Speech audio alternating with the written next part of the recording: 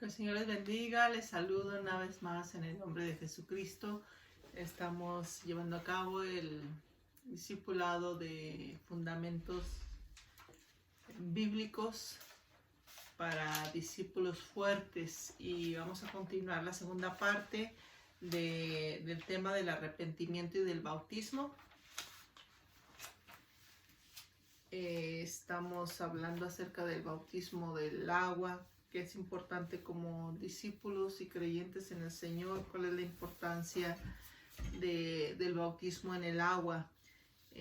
Yendo ahí al libro de los Hechos, uno de los libros que estamos viendo, encontramos la respuesta. ¿Qué les ocurrió a aquellos que aceptaron el mensaje de Pedro? Hemos estado hablando de la predicación de Pedro cuando las personas tuvieron interrogantes y querían saber cómo podían ser salvos, y hablamos del arrepentimiento. Pero en el capítulo 2 del libro de los Hechos, vamos a regresarnos un poquito al arrepentimiento y la fe según Pablo, hacia dónde debemos volvernos para abandonar las tinieblas. Eso es en el capítulo 26 de los Hechos, versículo 18. Dice: para que abra sus ojos y para que se conviertan de las tinieblas a la luz y de la potestad de Satanás a Dios, para que reciban por fe que es en mí perdón de pecados y herencia entre los santificados. Entonces, ¿hacia dónde debemos de volvernos? Ya hemos hablado que las tinieblas son una representación de la vida de pecado. Si es que siendo Jesús la luz, nos volvemos a la luz. La conversión verdadera es como las dos caras de una moneda. Por un lado es el arrepentimiento y por el otro es la fe. No podemos dejar algo sin volvernos hacia algo más. Todo esto es un don de Dios. En el libro de los Efesios nos lo indica ahí la palabra, que es un don de Dios. Es por gracia que somos salvos. Esto significa que no hacemos nada para ganarlo. Estamos muertos en el pecado y no podemos hacer nada para cambiarlo, sino que es la gracia de Dios la que nos da esa bendición. Y yendo al Evangelio de San Juan, en el capítulo 3, versículo 16, ahí encontramos que la palabra de Dios nos dice: porque de tal manera amó Dios al mundo, que ha dado a su Hijo unigénito, para que todo aquel que en él cree no se pierda, mas tenga vida eterna. Así que, ¿qué debemos de hacer para recibir la vida eterna? Simple y sencillamente es creer en el Hijo de Dios. El Hijo de Dios es Jesucristo. ¿Qué dijo Jesús que debíamos hacer? En Marcos capítulo 1, versículo 15. Marcos 1:15. Dice el Señor, diciendo: el tiempo se ha cumplido y el reino de Dios se ha acercado. Arrepentíos y creer en el Evangelio. Lo que el Señor dice es que nosotros creamos en el Evangelio. El Evangelio es las buenas nuevas de Jesús, es la palabra de Dios. ¿Cómo nosotros podemos ser justificados? Pues allí en el libro de Romanos, la carta a los Romanos, nos indica, capítulo 5, versículo 1, que somos justificados por la fe. Dice: justificados pues por la fe tenemos paz para con Dios por medio de nuestro Señor Jesucristo. El Señor Jesucristo es el único que puede dar paz verdadera a las personas. Entonces, ¿qué sucede cuando recibimos a Jesús como nuestro Señor y Salvador? Regresando al Evangelio de San Juan, capítulo 1, versículo 12 y 13. Cuando una persona recibe a Cristo en su corazón, esto es lo que sucede. En el capítulo 1 de San Juan, versículo 12 y 13, nos dice: mas a todos los que le recibieron, a los que creen en su nombre, les dio potestad de ser hechos hijos de Dios, los cuales no son engendrados de sangre, ni de voluntad de carne, ni de voluntad de varón, sino de Dios. Los hijos de Dios son nacidos del Espíritu de Dios. Eso es lo que está diciendo aquí. Y cómo describe Jesús la nueva vida que recibimos como cristianos. En el capítulo 3, aquí más adelantito en el Evangelio de San Juan, si están ahí en su Biblia, versículo 3 dice: respondió Jesús y le dijo: de cierto te digo, que el que no naciere de nuevo no puede ver el reino de Dios. Es necesario que una persona nazca de nuevo. Nicodemo, un doctor de la ley, no entendía eso, porque eso no es una cuestión natural, sino que es espiritual. Tiene que haber un nuevo nacimiento que es en el espíritu, cuando una persona entrega su vida a Cristo. Entonces, ¿cómo es que debemos nosotros creer? En Primera de Juan, capítulo 5, versículo 1 y versículo 5. La primera carta de Juan se encuentra casi al final de la Biblia,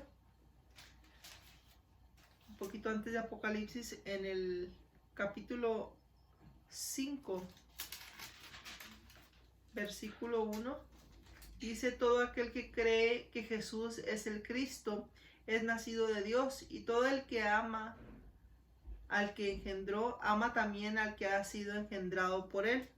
Y el versículo 5 nos dice: ¿quién es el que vence al mundo? Sino el que cree que Jesús es el Hijo de Dios. ¿Cómo debemos de creer nosotros? La fe que nosotros debemos de tener en Dios es que Jesucristo es el Hijo de Dios. Él es el medio de salvación. Él es el puente. Él es por quien nosotros podemos ser salvos. ¿Qué debe suceder para acercarnos a Cristo? Entonces, el Evangelio de San Juan, regresando al capítulo 6,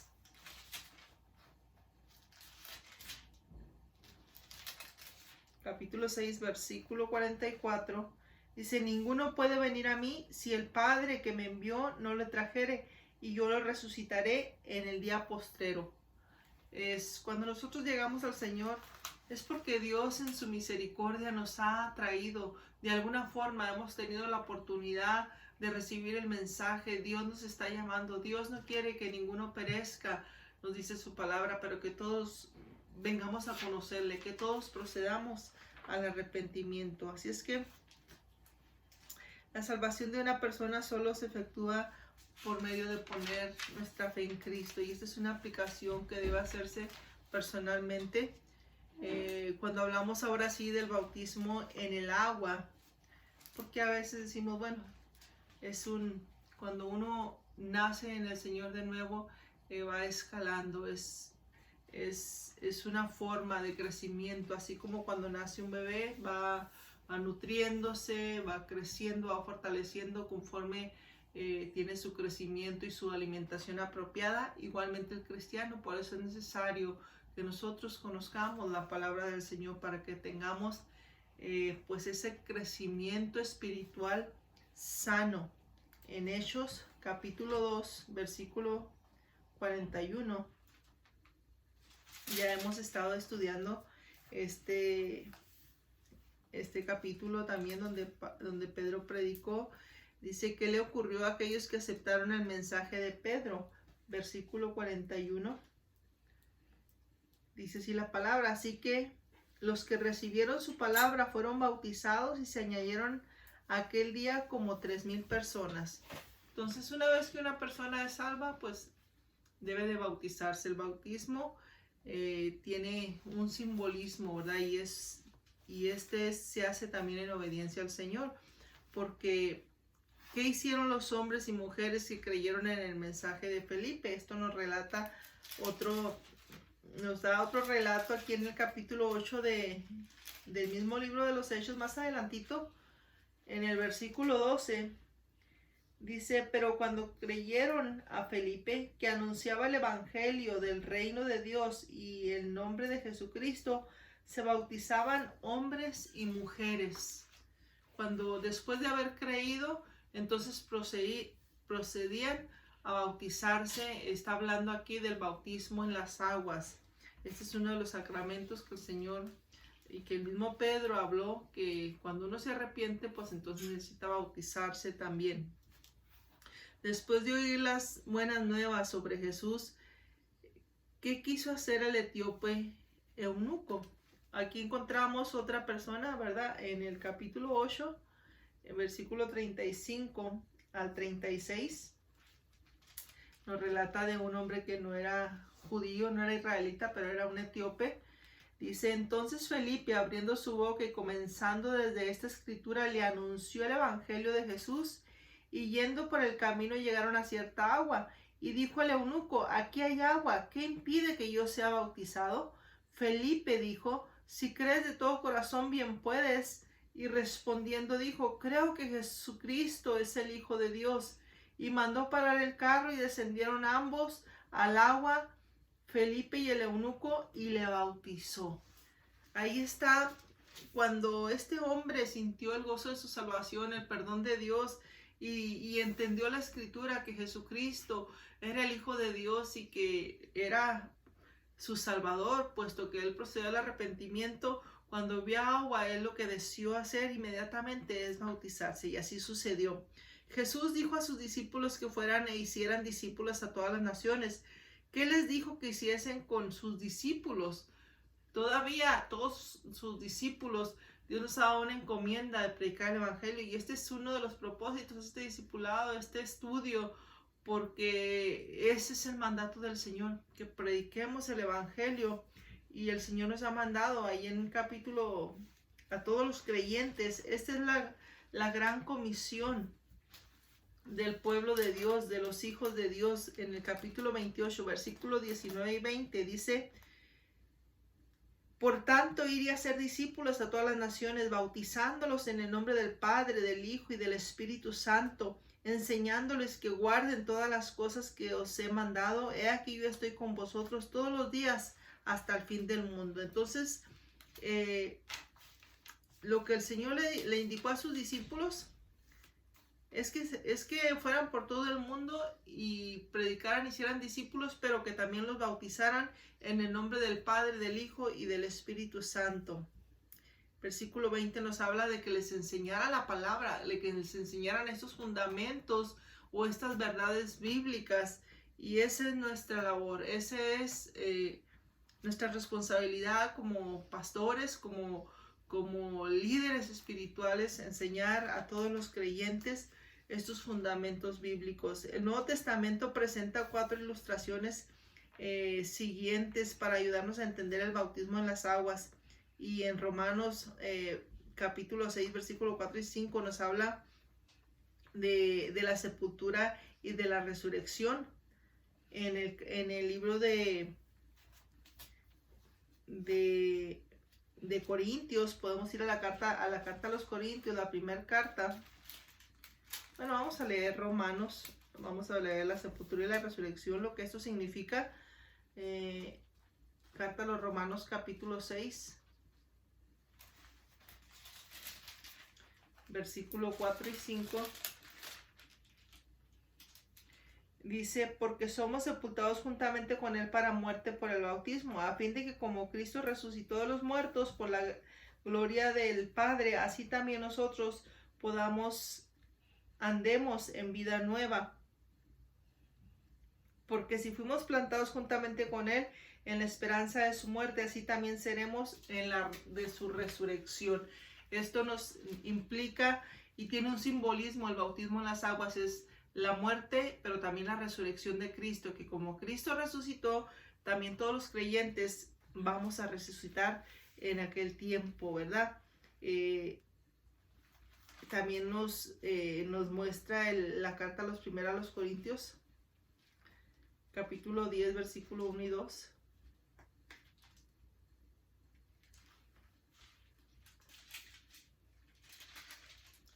Dice, porque no quiero, hermanos, que ignoréis que nuestros padres todos estuvieron bajo la nube y todos pasaron el mar, y todos en Moisés fueron bautizados en la nube y en el mar. Esto da también una indicación con relación al bautismo. Habla también de la circuncisión en Colosenses capítulo 2, versículo 11 y 12.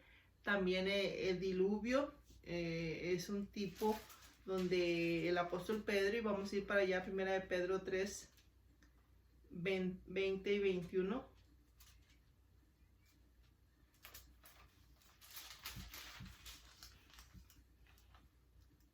Dice, los que en otro tiempo desobedecieron cuando una vez esperaba la paciencia de Dios en los días de Noé, mientras se preparaba el arca, en la cual pocas personas, es decir, 8, fueron salvadas por agua.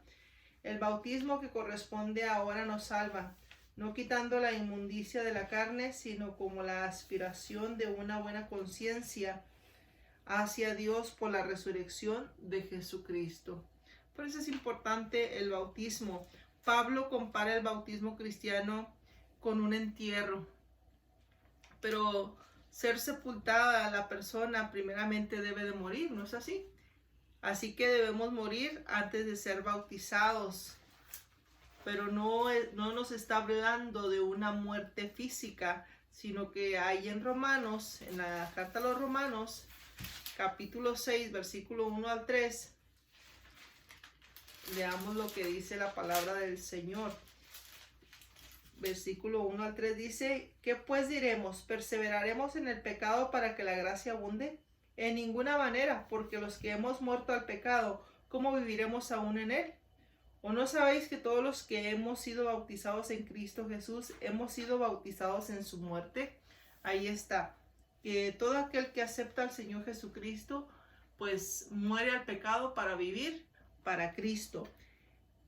El paso de los israelitas por el Mar Rojo es una ilustración del bautismo para nosotros.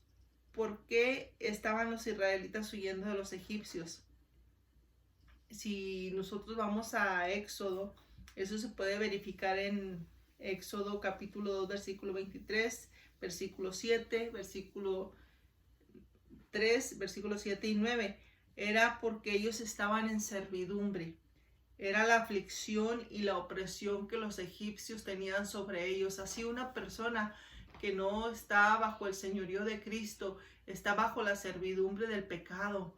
Algo lo domina, ¿verdad? Sean los vicios, sea el pecado, sea la corrupción, sea la perversión sexual o de cualquier tipo de pecado.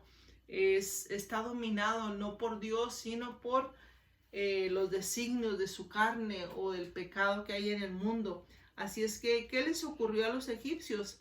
Si nosotros leemos en el capítulo 14, versículo 22 al 28, ellos iban en persecución de los israelitas.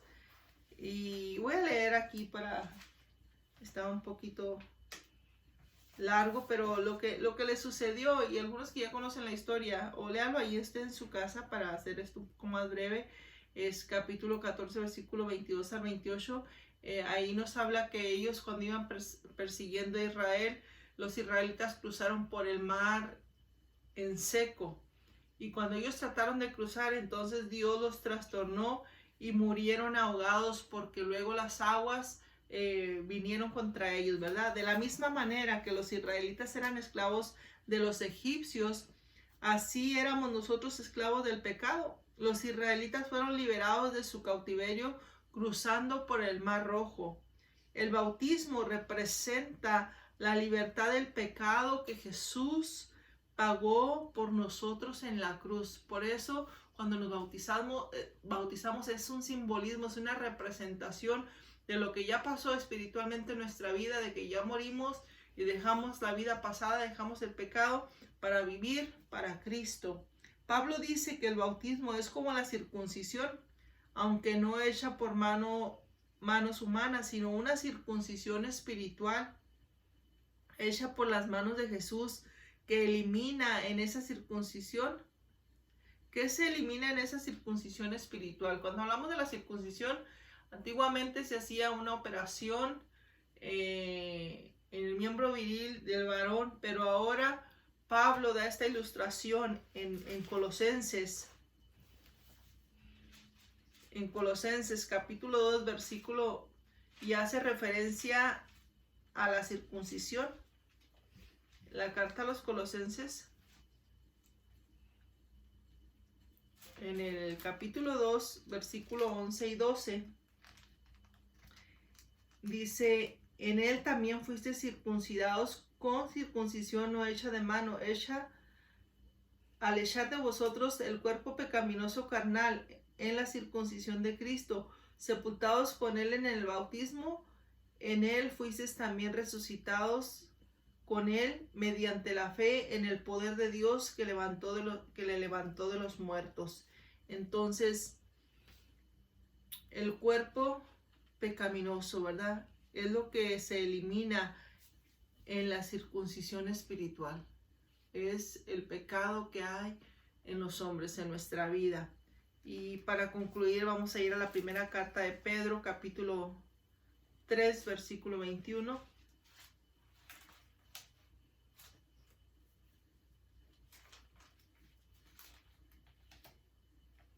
¿Qué dijo Pedro que simbolizaba el diluvio?